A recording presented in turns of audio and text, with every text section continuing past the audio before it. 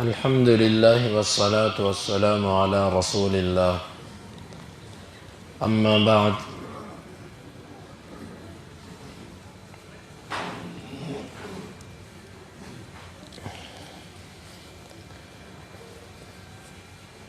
رسول کریم صلی اللہ علیہ وسلم کی سیرت مبارک دنیا کی تاریخوں میں، دنیا کی سیرت میں سب سے کامل، سب سے اکمل اور سب سے اجمل اور سب سے احسن ہے۔ کوئی بھی بندہ بہترین زندگی گزارنا چاہتا ہے تو اس کے لیے اللہ کے نبی صلی اللہ علیہ وسلم کی سیرت سے بڑھ کر مخلوق میں کوئی ایسی چیز نہیں جو زیادہ بہتر ہو سکے۔ ہم زندگی گزار رہے ہیں،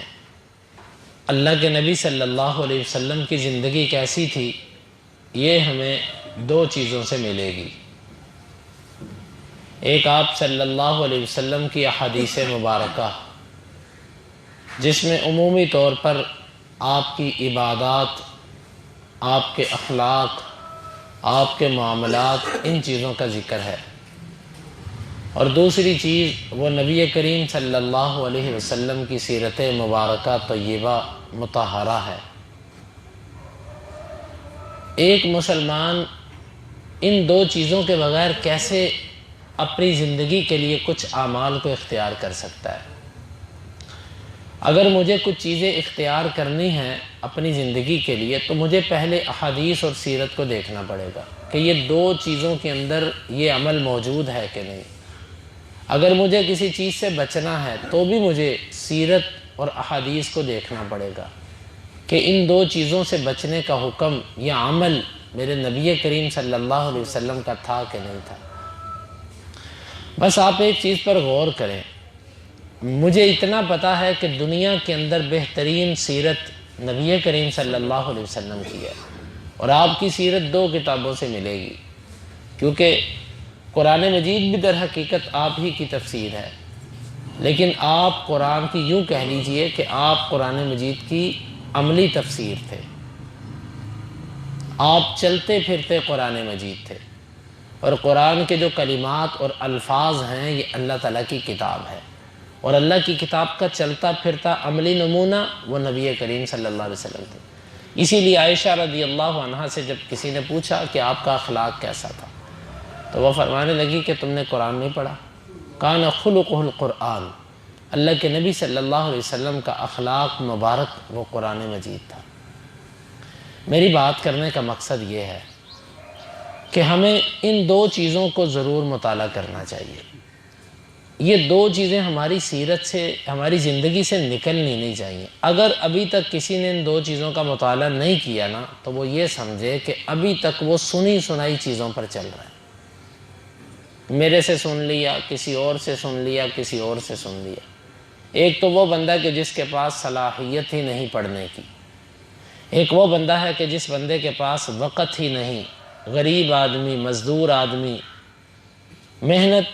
اور جفاکشی کے اندر اس کے شب و روز گزر رہے ہیں۔ ٹھیک ہے، اس کے لیے صرف اتنا ہے کہ وہ یہ دیکھے کہ کتاب و سنت کی بات جو کرتا ہے وہ اس کی بات کو لے لے، لیکن ایک شخص ہے، اس کو اللہ تعالیٰ نے موقع دیا ہے، اس کے پاس وقت ہوتا ہے، اس کو دن کے اندر گھنٹہ، 2 گھنٹے، 4 گھنٹے، یا کچھ ایسے لوگ ہیں اللہ نے ان کو فارغ رکھا ہے، اللہ نے معاش کی فکر سے ان کو مستغنی کر دیا ہے۔ ایسے شخص کو چاہیے کہ وہ اللہ کے نبی صلی اللہ علیہ وسلم کی سیرت اور احادیث کا مطالعہ ضرور کرے تاکہ وہ علی وجہ البصیرت اپنے اعمال کو کر سکے۔ اور جس بندے کو اللہ تعالیٰ اپنی محبت نصیب کر دے، نبی کریم صلی اللہ علیہ وسلم کی محبت دل میں ڈال دے، اس بندے کی کیفیت یہ بن جاتی ہے وہ کوئی بھی عمل اختیار کرنے سے پہلے یہ دیکھتا ہے کہ یہ عمل میرے نبی صلی اللہ علیہ وسلم نے کیا کہ نہیں کیا، کیونکہ اگر نیکی ہوتی لو کان خیرا لسبقونا الیہ، اگر وہ نیکی ہوتی تو وہ ہم سے پہلے اس کی طرف سبقت لے جا چکے ہوتے، اور اگر آپ نے ایک عمل نہیں کیا تو اس کا مطلب ہے کہ یہ نیکی نہیں ہے، کیونکہ اگر نیکی ہوتی تو میرے نبی اس کو چھوڑ کر نہ جاتے۔ دنیا کی وہ نیکی نہیں جو آپ نے نہیں کی، اور اگر برائی ہوتی تو میرے نبی اس سے اجتناب کرتے، اور دنیا کی وہ برائی نہیں جس سے آپ نے اجتناب نہیں کیا۔ تو میرے بھائیوں، میرے پیارے دوستو، ہم زندگی گزار رہے ہیں، لیکن ہم نے کبھی سوچا کہ ہم ایک دنیا کی بہترین زندگی کا مطالعہ کیے بغیر ہی زندگی گزار رہے ہیں؟ جس زندگی کو مجھے اللہ نے کہا لَقَدْ كَانَ لَكُمْ فِي رَسُولِ اللَّهِ أُسْوَةٌ حَسَنَةٌ، تمہارے لیے نبی کریم صلی اللہ علیہ وسلم کی زندگی بہترین نمونہ ہے، میں بہترین زندگی کا مطالعہ کیے بغیر ہی چلے جا رہا ہوں۔ ہم میں سے ہر بندے کو اس بات پہ غور کرنا چاہیے۔ ہم نظر انداز کر رہے ہیں، ہم کچھ چیزوں کو جان بوجھ کر اپنی کاہلی اور سستی کی بنیاد پہ جتنا وقت ہم ایک اخبار کو دیتے ہیں یا جتنا وقت ہم روز کی خبروں کو دیتے ہیں، ہم اتنا ہی وقت اگر روز سیرت کو دیں اور ایک حدیث کی کتاب کا بہترین مجموعہ صحیح البخاری، تو ہمیں پھر ان اختلافی مسائل میں الجھنے کی ضرورت نہیں ہے۔ جی اللہ کے نبی صلی اللہ علیہ وسلم رفع الیدین کرتے تھے کہ نہیں کرتے تھے؟ آپ سینے پر ہاتھ باندھتے تھے کہ نیچے باندھتے تھے؟ آپ نے آمین اونچی بتلائی کہ آہستہ بتلائی؟ آپ صلی اللہ علیہ وسلم فاتحہ کو کیسا سمجھتے تھے امام کے پیچھے، اور امام کے لیے فاتحہ کا کیا حکم ہے؟ پھر یہ تو نماز کے مسائل ہے نا، ہمارے زندگی کی باقی الجھی ہوئی گتھیاں بھی سلجھ جائیں گی، کیونکہ جب ہم نے خود حدیث کو پڑھ لیا، جب ہم نے خود سیرت کو پڑھ لیا، تو ہمیں پتہ چل جائے گا کہ آپ صلی اللہ علیہ وسلم کیسے تھے اور آپ صلی اللہ علیہ وسلم کے یہ اعمال کیسے تھے۔ جب تک ہم سیرت کو نہیں پڑھتے اس وقت تک ہماری شخصیت کسی ایک فیصلے پر، کسی ایک یعنی کہ حتمی طور پر کسی نتیجے پر پہنچ نہیں سکے گی۔ پھر ہم اسی کشمکش میں رہیں گے، وہ یہ کہتا ہے، یہ کہتے ہیں، میں کدھر جاؤں؟ فلاں ایسے کہتا ہے، یہ ایسے کہتا ہے، میں کدھر جاؤں؟ تو میرے بھائیو، آئیے اپنے اعمال کو علی وجہ البصیرت کیجئے، سوچ سمجھ کر کیجئے۔ ایسے ہی سنے سنائے طریقے پر کب تک آپ چلتے رہیں گے؟ ہر بندے کا حساب ایک نہیں ہوتا، ہر بندے کا محاسبہ بھی ایک طرز پر نہیں ہوگا۔ اس لیے نبی کریم صلی اللہ علیہ وسلم سے محبت کا تقاضا بھی یہی ہے، اور عقل مندی اور دانائی کا تقاضا بھی یہ ہے کہ جو سیرت بہترین سیرت ہے اس کو ہم مطالعہ کریں۔ اس کے لیے دو چیزیں، آپ کی احادیث اور آپ صلی اللہ علیہ وسلم کی سیرت۔ حدیث میں بخاری اور مسلم کا نام اس لیے زیادہ لیتا ہوں کہ اس میں ضعیف روایات نہیں ہیں۔ عام کتابوں کے اندر صحیح احادیث بھی ہیں اور ضعیف بھی ہیں۔ عامی بندے کے لیے فیصلہ کرنا مشکل ہوتا ہے کہ صحیح کیا ہے اور ضعیف کیا ہے۔ پھر عام بندے کے ذہن میں یہ بھی آتا ہے کہ اگر ضعیف ہی ہیں تو محدثین نے اس کو جمع کیوں کر دیا، کیوں لکھا حدیث کی کتابوں میں؟ نہ لکھتے۔ تو محدثین میں سے دو طرح کے لوگ تھے، کچھ ایسے تھے کہ جنہوں نے آپ کے لیے صرف اور صرف صحیح احادیث کو جمع کیا، جس طرح بخاری ہیں، مسلم ہیں، صحیح ابن حبان ہیں، صحیح ابن خزیمہ ہیں، المختارہ امام ضیاء المقدسی کی، اور اسی طرح اور کتابیں ہیں جنہوں نے صحیح احادیث کا التزام کیا۔ اور کچھ محدثین ایسے تھے، انہوں نے احادیث جمع کر دی، ان کا مقصد جمع کرنے کا یہ نہیں تھا کہ آپ ان سب پر عمل شروع کر دو، ان کا مقصد یہ تھا کہ بھئی ان احادیث میں آپ خود جستجو کر کے تلاش کر لو، جو صحیح ہے اس پر عمل کر لو، اور جو ضعیف ہے وہ بھی تمہاری نظر میں آ جائے کہ یہ حدیث ضعیف ہے۔ کیونکہ بعض دفعہ اگر علم نہ ہو تو بھی انسان اچانک اگر کوئی چیز سامنے آئے تو انسان پریشان ہو جاتا ہے۔ تو جب آپ کو پہلے سے علم ہوگا کہ یہ حدیث ضعیف ہے تو آپ کے سامنے بھی آئے گی تو آپ کے علم میں تو ہوگا نا،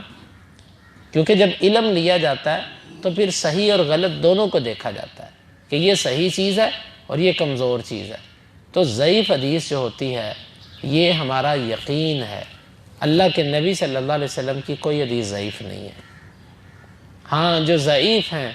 وہ اللہ کے نبی صلی اللہ علیہ وسلم کی طرف منسوب ہیں، کیونکہ اگر وہ احادیث صحیح ہوتی تو اللہ نے دین کی حفاظت کا ذمہ لیا۔ دین کی حفاظت کے ذمے کا یہ بھی مطلب ہے کہ اللہ نے اس کو بیان ایسے راویوں سے بیان کروایا کہ جن راویوں پر امت کو اختلاف نہیں تھا۔ اگر وہ نبی کی حدیث ہوتی تو نبی اس کو ایسے راویوں سے بیان ہی نہ کرواتا، اللہ اس کو ایسے راویوں سے بیان نہ کرواتا۔ تو اگر اللہ نے ایسے راویوں سے بیان کروایا ہے اس کو، کچھ ضعیف روایات بھی ہیں لیکن اس کو صحیح روایات سے تائید مل جاتی ہے۔ اس کو قرآن مجید کی کسی نہ کسی آیت سے تائید مل جاتی ہے تو وہ بھی ایسی ضعیف ہوتی ہے کہ اس کو تقویت مل جاتی ہے، وہ مضبوط ہو جاتی ہے۔ لیکن وہ ضعیف روایات کہ جو صحیح احادیث کے بھی خلاف ہوں، اور وہ ضعیف روایات جو قرآن مجید کے خلاف ہوں، تو ایسی ضعیف روایات جو ہوتی ہیں اس پر یقینی طور پر کہا جاتا ہے کہ یہ اللہ کے نبی صلی اللہ علیہ وسلم کی حدیث نہیں ہے۔ البتہ وہ ضعیف روایات کہ جو کسی صحیح حدیث کے خلاف نہیں ہوتی، کسی آیت کے خلاف نہیں ہوتی، ان پر بندہ یہ کہہ دیتا ہے کہ بھئی باوجود ہلکا سا ذوف کہ اگر اس پر کوئی عمل کرتا ہے تو اس میں کوئی حرج نہیں۔ مثال کے طور پہ ایک مثال، دائیں ہاتھ پہ ہی ذکر اذکار کرنے چاہیے، ابو داود کی روایت ہے۔ اب اس روایت کی سند میں کچھ کلام ہے، کچھ ذوف ہے۔ بعض علماء فوری طور پر کہہ دیتے ہیں کہ جی لہٰذا ضعیف ہے یہ حدیث، لہٰذا بائیں پر بھی کر لو اور دائیں پر بھی کر لو۔ لیکن ہم کہتے ہیں حدیث تو ضعیف ہے، لیکن اگر آپ دیگر روایات کو دیکھیں، حدیث کے اندر آتا ہے کہ کان یعجبہ التیمن فی تنعلہ وترجلہ وفی شأنہ کلہ، آپ کو جوتا پہننے میں، کنگھی کرنے میں دائیں جانب کو مقدم رکھنا اچھا لگتا تھا، اور ہر خیر کے کام میں آپ دائیں جانب کو مقدم کرتے تھے۔ تو جب آپ دائیں جانب کو پسند کرتے تھے، دائیں جانب کو مقدم رکھتے تھے، اور دائیں جانب سے ہی آپ خیر کے امور سر انجام دیتے تھے، تو اس کا مطلب ہے کہ ذکر اذکار ایک خیر کا کام ہے، عظیم کام ہے، تو اس کو بھی دائیں ہاتھ سے ہی کرنا چاہیے۔ روایت اگرچہ ضعیف ہے، لیکن اس کے مقابلے میں کوئی ایسی حدیث نہیں ہے کہ جو ہمیں صرف دائیں ہاتھ پر عمل کرنے سے روکتی ہو۔ تو اسے معلوم ہوتا ہے خیر کا کام دائیں ہاتھ سے، تو دائیں ہاتھ سے باوجود اس روایت کے ضعیف ہونے کے اگر اس پر عمل کوئی کرتا ہے تو یہ بہتر ہے، کرنا چاہیے، کیونکہ یہ ایسی ضعیف نہیں ہے جو کسی آیت کے خلاف ہو یا کسی حدیث کے خلاف۔ تو ضعیف کے بارے میں ایک مستقل قواعد ہے محدثین کے، تو اسی لیے بہرحال آپ سے کہتے ہیں کہ بخاری اور مسلم یہ دو کتابیں ایسی ہیں کہ جس کے اندر آپ کو ضعیف روایات تقریباً اس میں ضعیف نہیں ہیں، باقی کتابوں کے اندر یہ تمیز کرنا مشکل ہو جاتا ہے۔ ہاں بخاری مسلم کے بعد سب سے کم ترین ضعیف روایات سنن نسائی کے اندر ہے، امام نسائی کی کتاب۔ سنن نسائی کے بعد سب سے کم ترین ضعیف روایات جو ہیں وہ ابو داود، اور پھر ترمذی، اور پھر سب سے آخر پہ ابن ماجہ ہے، کیونکہ ابن ماجہ کے اندر سب سے زیادہ ضعیف روایات ہیں، اور اسی لیے بعض اہل علم نے ابن ماجہ کو کتب ستہ میں شامل ہی نہیں کیا۔ تو یہ احادیث ہیں، اللہ تعالیٰ سے دعا ہے اللہ تعالیٰ ہمیں اپنی زندگیوں کے اندر نبی صلی اللہ علیہ وسلم کی سیرت کا مطالعہ کرنے کی توفیق عطا فرمائے۔ سبحانک اللہم ربنا و بحمدک، اشہد ان لا الہ الا انت، استغفرک و اتوب الیک۔